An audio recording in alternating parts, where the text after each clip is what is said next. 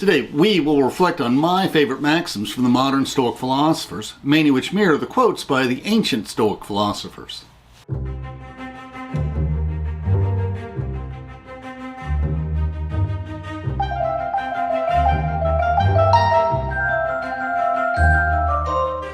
Please, we welcome interesting questions in the comments. Let us learn and reflect together. At the end of our talk, we'll discuss the sources used for this video. Please feel free to follow along in the PowerPoint script we uploaded to SlideShare, which includes illustrations. Our sister blog includes footnotes, and both include our Amazon book links. We have several Stoic quotes from two modern figures, one a political leader, the other a psychologist. Both were in prison.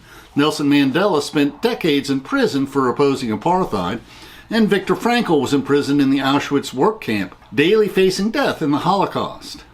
These maxims, and some maxims from other civil rights leaders, have been covered in our prior videos, but the other maxims are new for this channel. We've previously reflected on our favorite maxims from Roman Stoic philosophers, and also favorite maxims from the Greek Stoic and Cynic philosophers. Nelson Mandela read the works of the Stoic philosophers during his years spent in a South African prison for his activities opposing apartheid. He learned not to be angry or bitter at his South African jailers.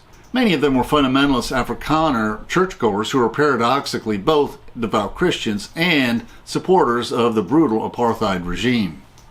Mandela echoes Epictetus when he writes, "Prison and the authorities conspire to rob each man of his dignity.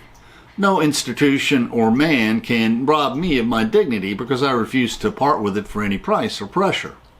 And Bill Clinton tells us in the foreword, "I once asked Mandela to describe his long walk from prison to the presidency.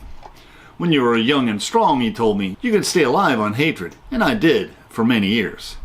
Then one day, after years of imprisonment, physical and emotional abuse, and separation from his family, Mandela said, "I realized they could take everything from me except my mind and my heart. They could never take these from me. I still had control over my mind and my heart. And I decided never to give them away." During his years in prison, Nelson Mandela learned the Dutch Afrikaner language spoken by his white jailers so he could talk to them in their native language. Later, when he was negotiating his release from prison to replace the apartheid regime with a democratic government, he compared the freedom struggles of the Dutch Afrikaner settlers when they rebelled against the British Crown to the current struggles of the black ANC Party against apartheid, while speaking in their native Afrikaner tongue rather than English. Mandela sought reconciliation between the black and white Afrikaner citizens of South Africa, especially after he was elected president. This was Mandela's message to his fellow blacks during his presidential campaign after apartheid was abolished. Do not expect to be driving a Mercedes the day after the election or be swimming in your own backyard swimming pool. Life will not change dramatically, except that your self-esteem will increase, and you will become a citizen in your own land, and you must have patience. In the closing pages of his autobiography, Mandela shares some comforting thoughts. No one is born hating another person because of the color of his skin, or his background, or his religion. People must learn to hate, and if they can learn to hate, they can be taught to love, for love comes more naturally to the human heart. Mandela remembers, "Even in the grimmest times in prison, when my comrades and I were pushed to our limits, I would see a glimmer of humanity in one of the guards, perhaps just for a second, but it was enough to reassure me and keep me going. Man's goodness is a flame that can be hidden but never extinguished." Mandela is ever the Stoic in these closing words of his autobiography. A man who takes away another's freedom is a prisoner of hatred. He is locked behind the bars of prejudice and narrow-mindedness. I am not truly free if I am taking away someone else's freedom, just as I surely am not free when my freedom is taken from me. The oppressed and the oppressor alike are robbed of their humanity. Although many scholars note the many similarities between the teachings of Viktor Frankl and the Stoics, Frankl does not have any direct references to Stoics in his famous Man's Search for Meaning, his story of surviving the Auschwitz work camps and the Nazi Holocaust. Also, his psychological system is called Logotherapy, after the Greek word for logos, or word. But his Logotherapy psychological system is very similar to the modern CBT, or cognitive behavioral therapy, which has a definite link to Stoicism. Rabbi Kushner, in the foreword to the book, said that Frankl saw three possible sources for meaning. In work, doing something significant; in love, caring for another person; and in courage during difficult times. No matter how dire your circumstances, you can always be kind to those around you. Frankl tells us, Man's search for meaning is the primary motivation in his life and is not a secondary rationalization of instinctual drives. And what is the meaning of suffering? Frankl posits that man's main concern is not to gain pleasure or to avoid pain, but rather to see a meaning in his life. That is why man is even ready to suffer, on the condition that his suffering has meaning. Frankl tells us the most important lesson he relearned in the Nazi work camps. The truth is that love is the ultimate and highest goal to which man can aspire. In the suffering of the camps, Frankl tells us that he realized that the salvation of man is through love and in love. I understand how a man who has nothing left in this world still may know bliss, be it only for a brief moment, in the contemplation of his beloved. Viktor Frankl tells us, the experiences of camp life show that man does have a choice of action. Apathy can be overcome, irritability can be suppressed. Man can preserve a vestige of spiritual freedom, of independence of mind, even in terrible conditions of psychic and physical stress.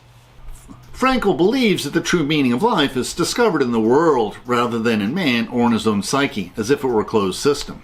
The more one forgets himself by giving himself to a cause or another person to love, the more human he is and the more he actualizes himself. What is the meaning of love? Frankl suggests. Love is the only way to grasp another human being in the innermost core of his personality. No one can be fully aware of the very essence of another human being unless he loves them. By his love, he is enabled to see the essential traits and features in the beloved person, both their obvious strengths and also their potential strengths, strengths hidden that blossom with encouragement, like flowers that bloom after it rains. Likewise, Frankl reminds us that romantic love is not merely sex, but healthy intimacy in an expression of love.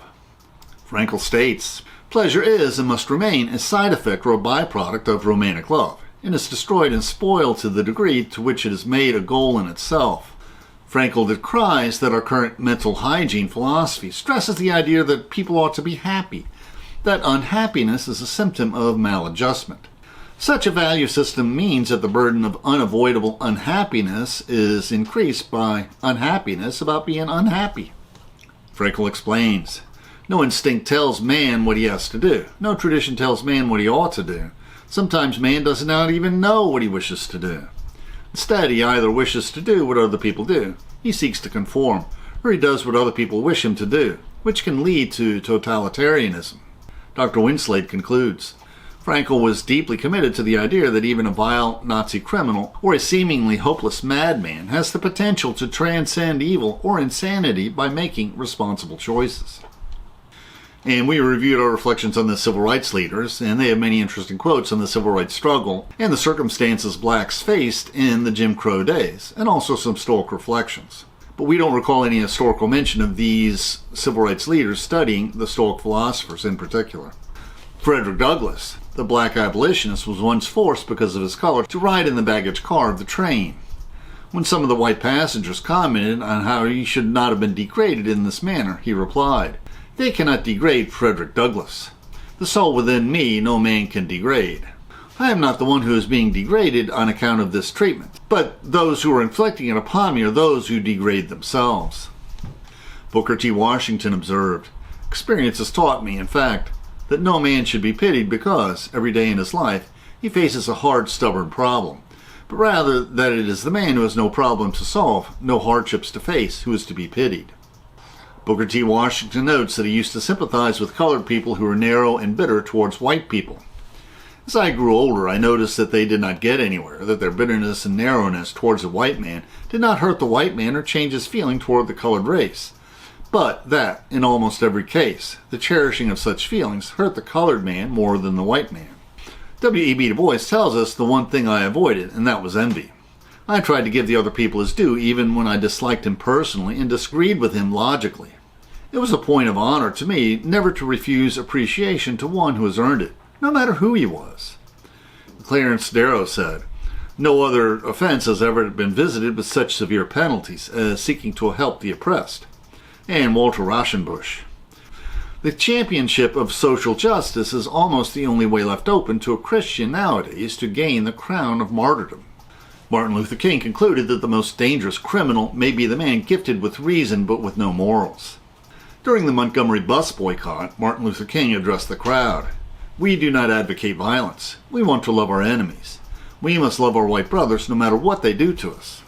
We also reflect on several speeches by the three generations of leading black leaders, including Frederick Douglass, abolitionist, Booker T. Washington, founder of the Tuskegee Institute, and W.E.B. Du Bois, co-founder of the NAACP. We also reflect on the relatively short I Have a Dream speech by Martin Luther King, and compare his letter from a Birmingham jail to Hannah Arendt's essay on the banality of evil, her study of Adolf Eichmann, the Nazi bureaucrat who administered the Nazi Holocaust death and work camp system. Many modern citizens who admire Stoic philosophy think it affirms the principles of Buddhism, and some modern Stoics are skeptical about Christianity, and this is understandable, but the reality is that Stoicism deeply influenced early Christianity, particularly the Eastern desert monastics, who in turn influenced the Western monasticism of St. John Cassian and St. Benedict. We also reflect on how ancient warrior culture influenced both Judaism and Christianity and our reflections on our channel philosophy. Many ancient Stoic philosophers speak interchangeably of Zeus and the monotheistic god, although many scholars posit that the Zeus of the Stoics is a henotheistic god, since the Stoics do not deny the existence of the pagan gods, but rather see Zeus as representing all the gods. Many of the Stoic maxims are so similar to passages in the Gospels and Epistles that I often quote the Stoics, since so many people close their ears when they hear Bible verses. Why don't the Roman Stoics discuss justice as much as Plato? In the direct radical democracy of Athens, the citizens served on the juries and passed the laws, which meant that ordinary citizens participated in rendering justice. This is why Socrates sought to educate ordinary citizens on justice. But in the Roman Empire, the totalitarian emperors and their servants were responsible for the administration of justice. Ordinary citizens no longer directly influenced the administration of justice. But that is not the case in modern America and most democracies. Most ordinary citizens serve on juries and vote for many political officials, local and national. So justice should be our concern. And you can make a strong argument that Stoicism, like Judaism and Christianity, is founded on the twofold love of God and neighbor, that you should love God with all of your heart and with all of your soul and with all of your mind and all your strength, and love your neighbor as yourself. Plus, we have St. Maximus the Confessor corollary that we should be eager to forgive our neighbor. We learn from the prayer of St. Ephrem, O Lord and Master of my life, take from me a spirit of despondency, sloth, love of power, and idle talk. But give to me, your servant, a spirit of sober-mindedness, humility, patience, and love. And the last paragraph is, I think, the key paragraph. Yes, O Lord and King, grant me to see my own sins and not to judge my brother, since you are blessed to the ages of ages. Amen. The Church Fathers teach us that instead of giving yourself a break and judging your neighbor, you should judge your own feelings and give your neighbor a break. It is far better to think the best of someone and be mistaken than to think the worst of them and be mistaken. When you think the best of your neighbor, then you bring out the best of him. Think the worst of him and he may be drugged down. Everyone we meet, everyone who is part of our lives, should be slightly better people because they met us and because we're part of their lives. The wise man of compassion lives a life of purposeful naivety.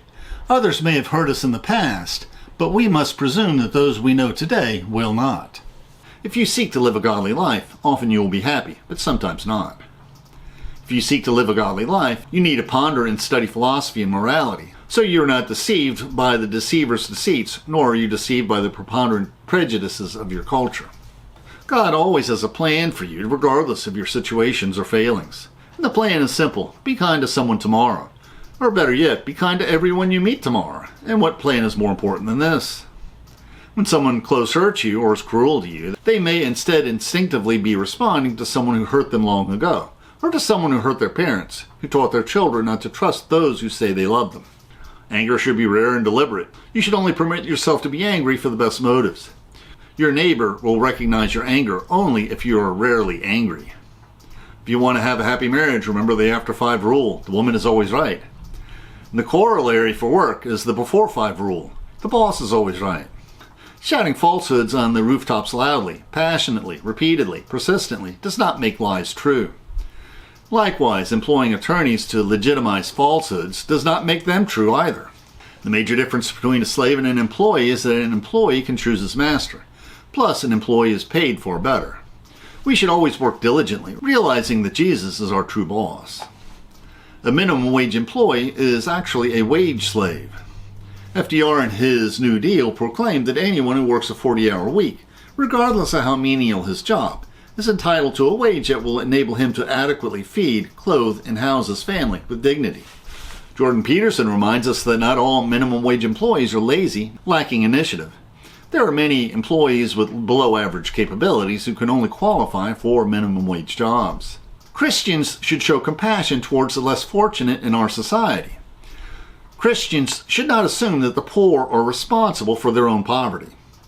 Cruelty is not the point of Christianity. If you are young and do not possess a greedy soul, seriously consider a helping profession.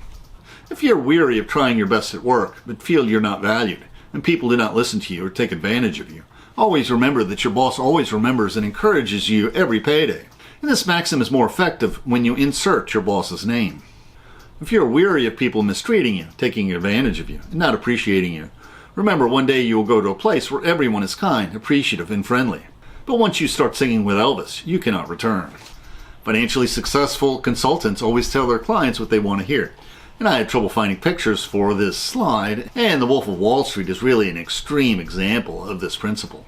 One benefit of drawing Social Security is you're no longer obligated to be a success. You know you're having a bad day when you talk to yourself and feel like you're being ignored. You should live healthy and never smoke, because everybody who smokes eventually dies, without exception. Remember that a plane ticket is only a promise to fly you to a destination sometime in the future. The cost of the airline striving towards a zero mortality rate is occasional delays. And we will close from what we can learn from Sunday liturgy. In their liturgy, the Orthodox pray to God that they not sin today. Tomorrow is another day. In their liturgy of the Eucharist, the Catholics pray, Lord, I am not worthy that you should enter under my roof, but only say the word, and my soul shall be healed. Now we'll discuss the sources we used for this video. Nelson Mandela's autobiography, A Long Road to Freedom, is a fascinating story of many transitions. From South Africa as a British colony gaining its independence, from his rural tribal Africa to life in the city as an attorney, from a liberal society to apartheid, and finally from apartheid to a multiracial democracy, as Mandela himself went from his prison cell to the presidency. Viktor Frankl's Holocaust autobiography, Man's Search for Meaning, is a life-changing book that is one of my favorite books that changed my perspective on the meaning of life. And reading this book is a transformative experience for many. The YouTube description includes a link to our PowerPoint script that we uploaded to SlideShare and also our blog. Please support this channel by sharing this video with your friends and by clicking on the like and subscribe buttons and by clicking on the Amazon links to purchase any of the books we discussed, which will earn us a very small affiliate commission. And please consider becoming a patron of our channel. Plus, we will host special discussion groups for our patrons. Plus, you can click on the Meetup or small M icon to participate in our online discussions, where we practice our future YouTube scripts. And please click on the links for other videos that will broaden your knowledge and improve your soul.